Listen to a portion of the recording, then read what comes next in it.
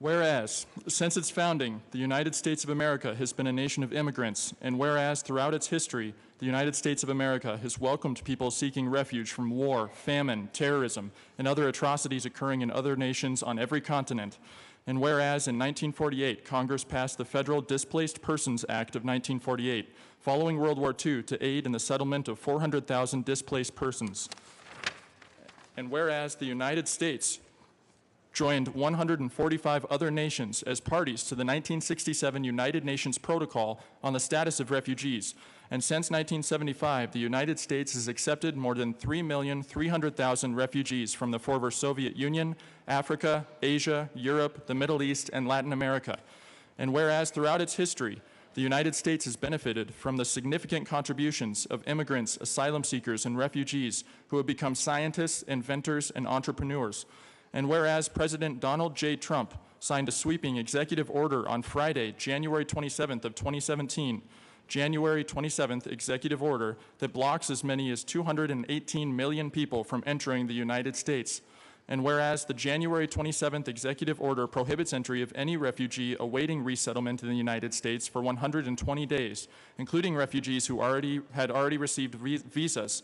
And whereas the January 27th executive order also bars citizens of 7 primarily Muslim countries, Iraq, Iran, Syria, Somalia, Sudan, Libya, and Yemen, from entering the United States for 90 days, including students and workers who had already received visas. And whereas the January 27th executive order bars entry by all Syrian refugees into the United States for an indefinite period of time, including people who had already received visas. And whereas since its signing, the January 27th executive order has had a grave impact on individuals, families, and businesses around the globe.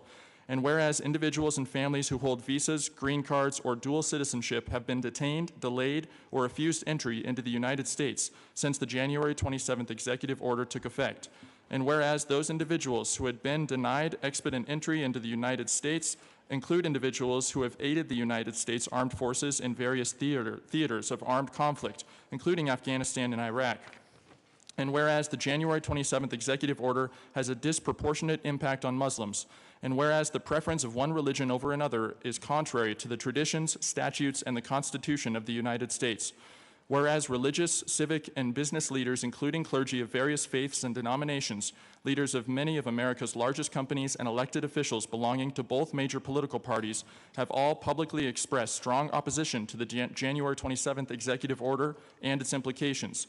Now, therefore, be it resolved by the House of Representatives of the 71st General Assembly of the State of Colorado, the Senate concurring herein, that we, the members of the General Assembly, find that the United States should continue to thoroughly review refugee, asylum, and immigration applications on an individual basis to ensure that those entering the country do not pose a threat to public safety, but such reviews should be conducted without establishing a blanket ban on all refugees or immigrants from particular countries and religions.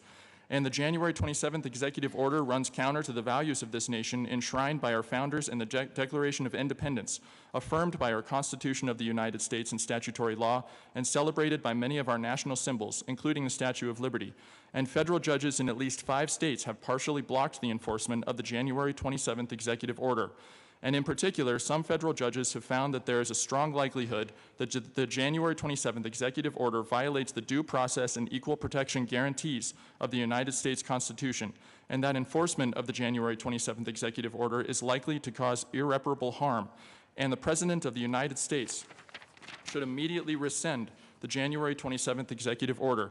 And absent immediate action by the President of the United States, Congress should act to supersede and render moot the President's January 27th executive order, and in doing so, restore certainty and predictability to the United States immigration law and affirm, as a matter of policy, the promise of liberty and freedom to people around the world who are facing hardship.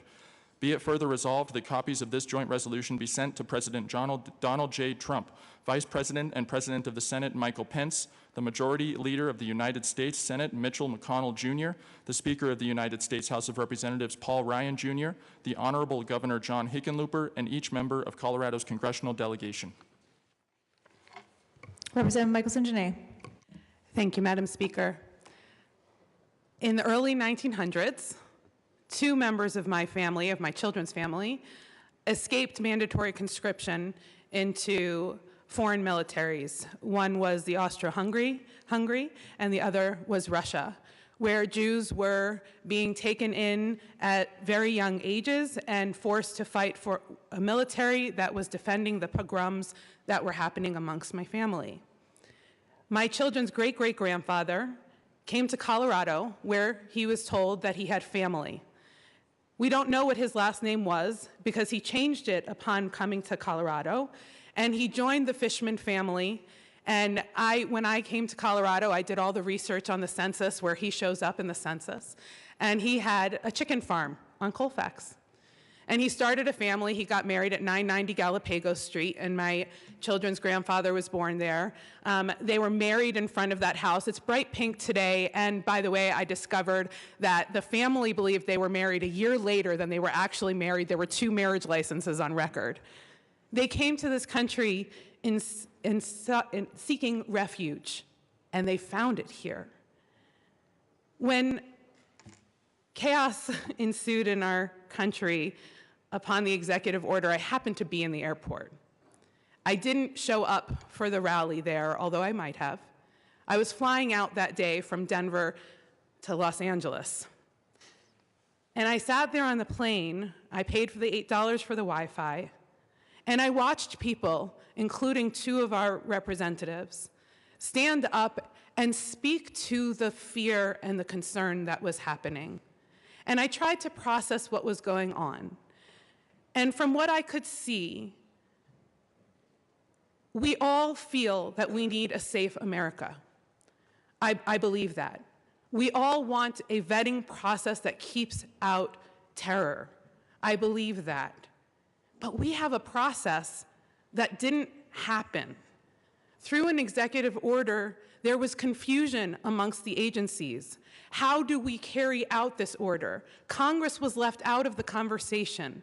There wasn't the process of creating legislation that might have clear directives and may have tamed some of the fear and the chaos that happened in our country.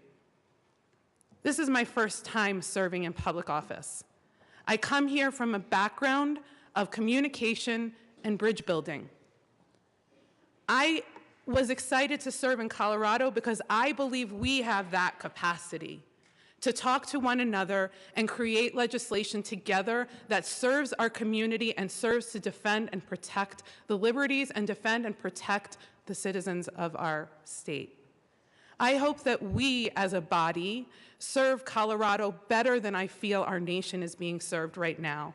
And I look forward to working together to create safety and concern in our community. My district includes Aurora. And I, like many of you, spent the summer walking doors and finding that magical moment between after work and before dinner so you didn't annoy the family that you were going to knock on the door of. And as I knocked on the doors, they opened to the sense of dinner. North African dinner, Mexican dinner, Italian dinner. The smells that were what make the beauty of this country.